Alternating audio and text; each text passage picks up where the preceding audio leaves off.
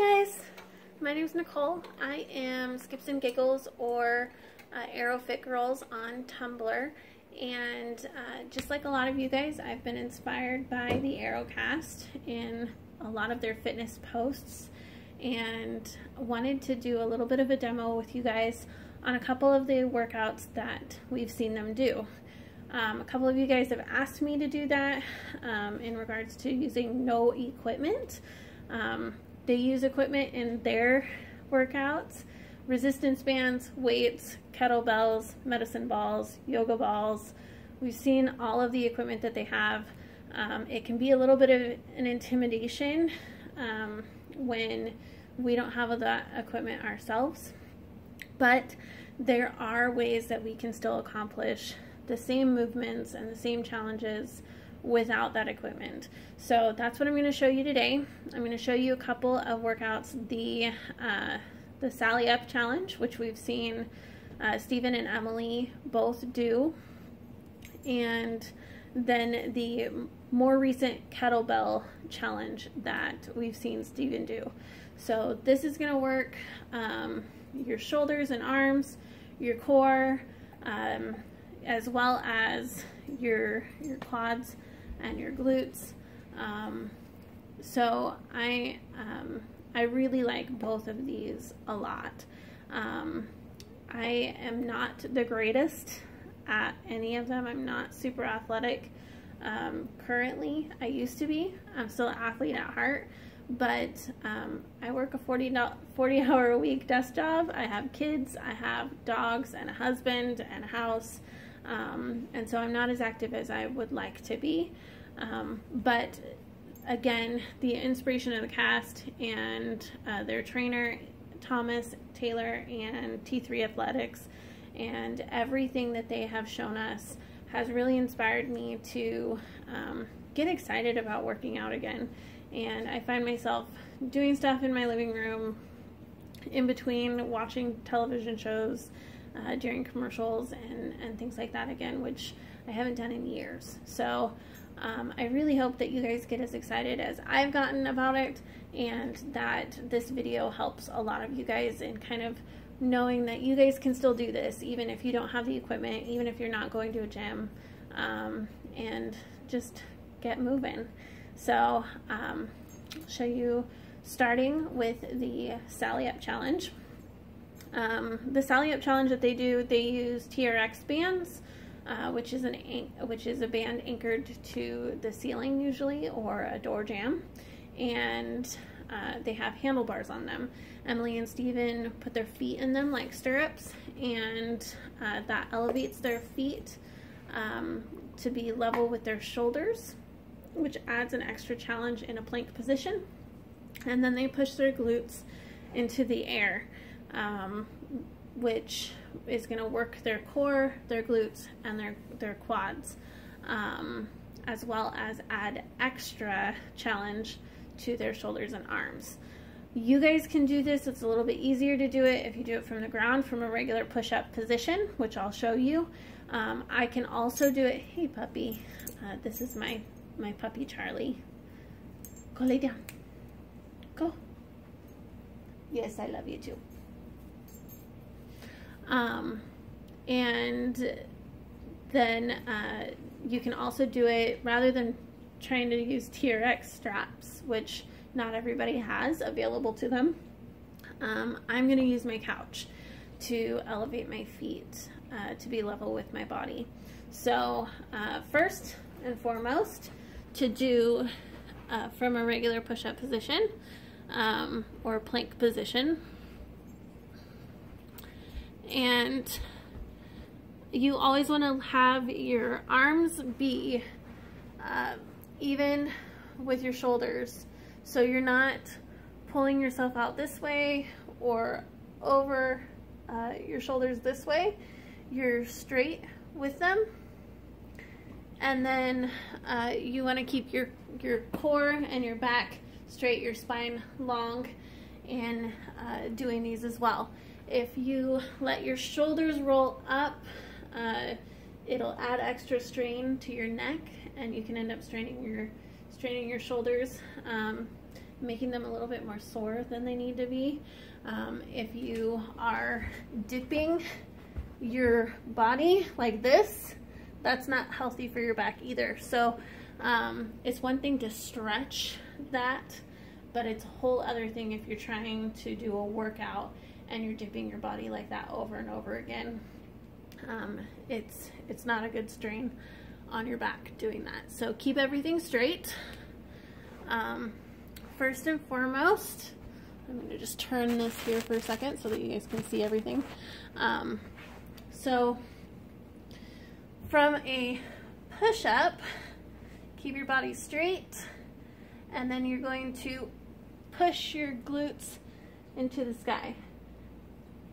And then back down, straight, up and down, up and down. So that's from the ground. If you want to add a little bit more challenge to be kind of the same as what Emily and Steven have done, you do it from your couch. So on these, you just elevate your feet to the couch, keep your body and your core straight again, and up and down, up and down. So that is the Sally Up challenge. Again, I normally will try to do like 3 sets of 10 on those. Steven and Emily do it during the song, and so either way works. You can do it during commercial breaks, in between, on your show, whatever you prefer to do. Another really cool, fun thing when I'm doing them, my daughter, my 6-year-old daughter, loves to get on my back, and she pretends that she's riding my back like a horse. Kind of a fun thing to do with your kids. I don't suggest it if you're just getting started, just because that added weight again can cause you to kind of dip your back, and that could be unhealthy. But if your core is strong enough, your arms are strong enough, have at it. It's an added challenge, adds an extra level of resistance. Just have fun with it, and your little one will have a ton of fun with it too. So that is my suggestion, my demonstration of the Sally Up challenge. The next is the kettlebell challenge with Steven. And again, he starts out just doing a regular push-up. He has his hands on the kettlebells, and he does his push-ups. So again, a healthy push-up you can do. Be sure to keep your shoulders from dipping like this or rolling. You want to make sure that you keep it all strong. So be going down and back up. For a lot of you beginners, doing them from your knees is also really good. It's still going to work the same thing. I suggest that you try to start from your feet, and if you get weaker through your reps, to do them from your knees. Steven, in his challenge with the kettlebells, was doing a 10 reps push-ups, 10 reps dips, 9 push-ups, 9 dips, 8 push-ups, 8 dips, and so on. So that was his challenge. So that's the push-up part. For the dip part, you can do them from your couch, which is just sitting and anchoring yourself in front of your couch like so. So I have my hands on either side of me holding myself up, and then I just dip to the ground. I don't completely sit, there's still space in between, and I hold myself there and push back up. You'll do those. They're pretty challenging. They're gonna work the backs of your arms here, as well as your shoulders. And your core and your legs will get worked as well. Another way that I like to do those dips is using dining room chairs. So there's one chair. I use two because if I use just one, I pinch my back. So if you're just doing it on one chair, it's a hand on either side, and you're gonna dip like this. When I do this, it gets uncomfortable because when my arms are behind me like this and I've done my full push up out of the dip, it pinches my back a lot. Maybe as I get a little bit stronger in that area or more flexible in that area, I'll be able to do it that way. But for now, I'm gonna do it using two chairs. So when I do the dips using two chairs, I'll have enough space in between them for my body. And again, you're just gonna anchor yourself this way and dip.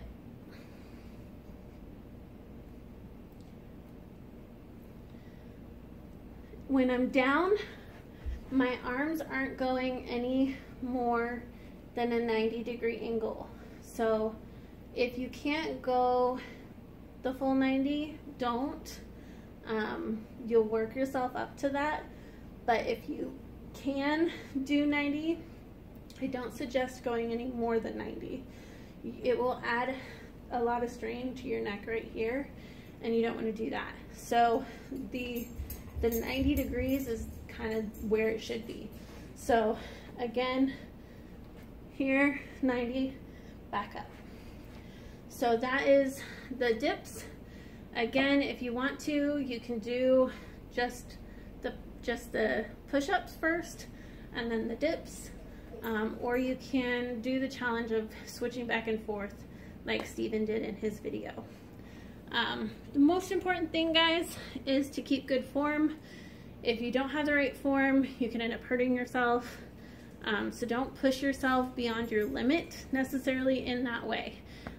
It's good to kind of try to hold a position or to try to make yourself be challenged to add the extra weight or the extra time or the extra number of reps, but you don't want to end up pushing yourself to the point where you're arching your back, you don't have a strong spine, strong core, strong shoulders, and you end up hurting yourself or straining yourself in the process. So then you end up taking steps backwards. So hopefully this video is helpful for you guys. I didn't want to be too long, so I'm just going to hold it to just those two exercises and hope that they help. If there's any other questions that you guys have in regards to other demonstrations that you want me to do or try, I'd be happy to. Just send me a message or drop them in the comments. Thank you very much, guys, and stay awesome.